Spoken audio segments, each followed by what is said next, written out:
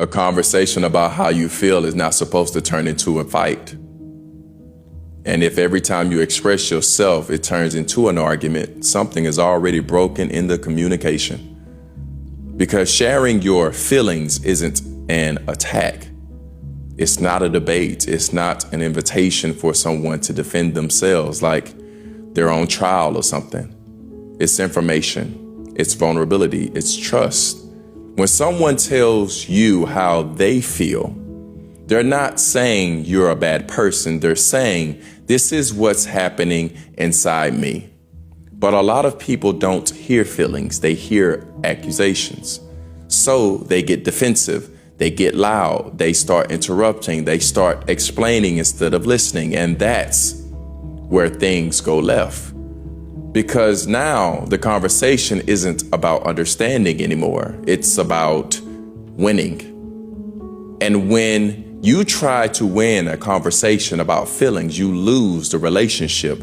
Healthy communication looks like curiosity. It sounds like, help me understand, not here's why you're wrong.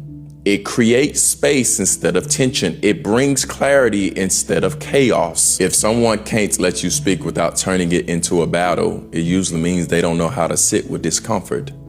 They don't know how to hold accountability, and they definitely don't know how to listen without taking everything personally. And that's not your fault.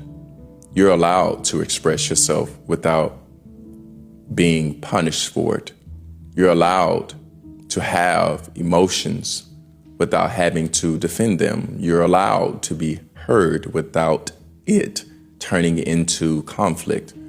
Communication isn't supposed to feel unsafe. It's supposed to feel constructive. If every time you open your mouth, you end up apologizing for how you feel, that's not communication, that's emotional shutdown. And over time, that silence will cost you more than the argument ever would.